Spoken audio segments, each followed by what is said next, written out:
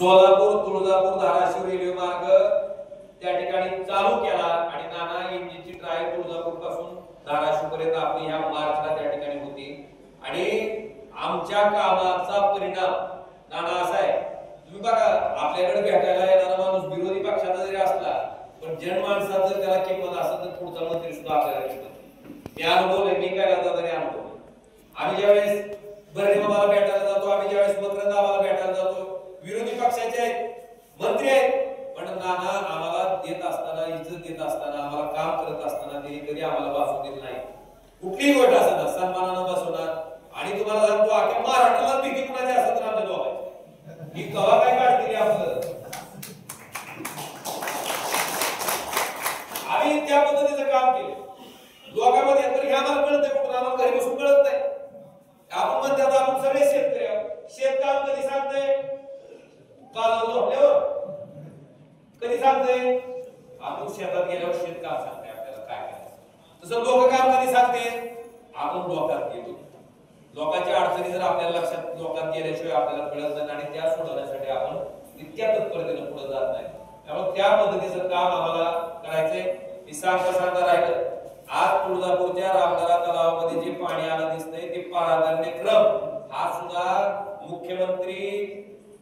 उद्धवजी ठाकरे साहेब आणि जलसंपदा मंत्री जयंत पाटील साहेब होते ज्याच्यामुळं तुमचा कळंब तालुक्यातला जे दुधाळवाडीचा साठवण तलाव आहे आणि रामदाऱ्याचा जो साठवण तलाव आहे हा प्राधान्य क्रमात घेतला आता तुम्हाला म्हणतात प्राधान्य क्रम म्हणजे काय होतं रामदारा तलाव बांधून 10 वर्ष झालंय तुम्हाला बघता असं तुळजाभवानीच्या देवीच्या दर्शनाला गेला होता मागचं पाठ दिसतं बघा मोठं लढ हे भलच्या भलं मोठं तुम्हाला वाटतं असं का बांधलं असं कडे तिथं पाणी आणून टाकायचं दाटणीला बाहेर आहे तिकडं पश्चिम महाराष्ट्रामध्ये का बांधलाय तिथलं अडवलेलं पाणी ह्याच्यात टाकायचं पण दाटणी बॅरेज पासून रामदारा तलावाच्या मध्ये जी पाईपलाईन करावी लागती ती काम मात्र प्राधान्य क्रमात त्याच्यामुळे ती काढूच होत नव्हतं ना ती प्राधान्य क्रमात घ्यायचं काम करायला जाताना त्या ठिकाणी अक्षरशः काय प्रत्येक आठवड्याला 2-2 दिवस त्या ठिकाणी येऊन त्याची इस्टिमेट तयार करू पूर्ण त्याचं सगळं आम्ही तयार करून ठेवलं होतं दुर्दैवानं आमच्यातली गुवाहाटीला गेली नाहीतर कदाचित आम्ही ते काम मागच्या वर्षात त्या ठिकाणी पूर्ण झालं तुम्हाला दाखवतील ही का घडतंय आम्ही मंत्री नव्हतो ना कुठं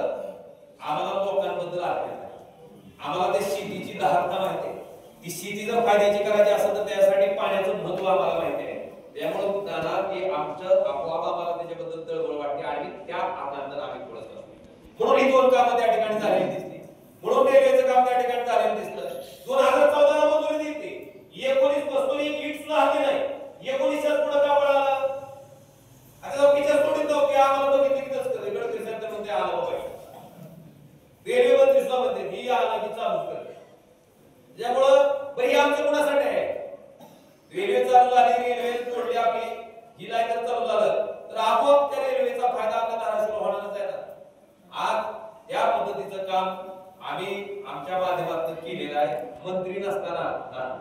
हिला आपले विचार करा मंत्री होण्यासाठी दुसऱ्याच पक्षात जावं लागतं अशी काही गरज नाही आता तर काय नवीन काय नेहमी उचलायला नाही काय चालते आता इथं आग असते म्हणून मला बोलते आणि दादानी महत्वाचं एक काम सांगितलं की पश्चिम वाहिनी ज्या नद्या आहेत त्याचं पाणी आपल्याकडे आणण्याच्या बाबतीत सुद्धा ती पाणी त्या येणार बरं का समजा कुठल्या वर्षी पाऊस कमी झाला आपलं धरण नाही भरलं तर ती योजना पूर्ण झाल्यानंतर पश्चिम वाहिनीच्या नद्याच्या माध्यमातून सुद्धा ती पाणी आपल्याला कुठं आणता येणार आहे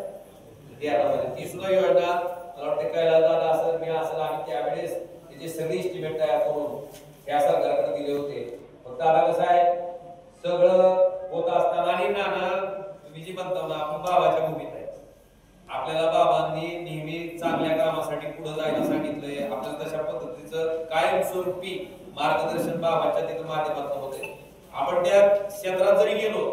तर तिथली महत्ता तिथली पॉझिटिव्ह एनर्जी आपल्यामध्ये येते त्यामुळे नाना आम्ही कधीही कुणाचं वाटोळं करण्यात कुणाला करण्यात आम्ही आमचा वेळ घालवत नसतो आपल्याला जितकं चांगलं करता येईल समाजासाठी जितकं काम करता येईल त्या भावनेतून आम्ही त्या ठिकाणी काम करत आलोय आणि इथून पुढच्या कालखंडामध्ये सुद्धा त्याच पद्धतीनं पुढे जात राहू काम करत राहू आणि एवढंच सांगतो की आम्ही तुमचे लोकप्रतिनिधी म्हणून कुठेही तुम्ही तुमच्या पाहुण्याला जरी तर ओमराजेचं कैलास पाटलांचं नाव किंवा आमच्या बरोबर असणाऱ्या कुठल्याही माणसाचं नाव सन्मानानं तुमचे पाहुणेरावळी सुद्धा घेत असते आणि म्हणत असते की बाबा ही माणसं तुमच्या कामाचे आहेत, चांगले आहेत. जर आम्ही बी गुवाहाटीला पालतो पडला असतो तर किती बी मोठं नट भाषण ठोकलं असतं तर लोक काय म्हणले असते, बेट्या 50 लोक घेऊन तर गेला तिकडे काय सांगतो भाषण करून. कारण कसं असतं एकदा डाग त्या ठिकाणी अंगावर पडला तर तो कधीही पुसता येत नाही. आणि आम्ही संपत्तीपेक्षा, पैशापेक्षा, पदापेक्षा सगळ्यात कुठली गोष्ट जर जपली असेल तर मला वाटतंय आपली नीतिमत्ता, आपलं चारित्र्य आणि आपलं वागणं या ठिकाणी आम्ही सगळ्यांनी जपायचं काम केलंय. आणि त्याच्या माध्यमातून तुम्हाला कधीही तुमचा चेहरा अभिमानानं, स्वाभिमानानं वरच जाईल, तुम्हाला कुठेही मान खाली घालावी लागणार नाही.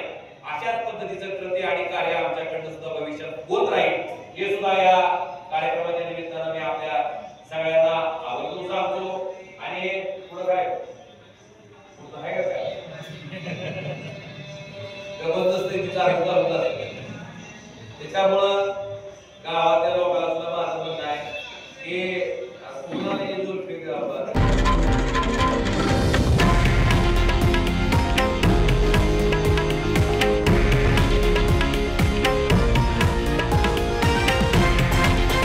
हे आहे देशातील नंबर 1 न्यूज नेटवर्क आणि आपण पाहत आहात TV9 मराठी, एकमेव.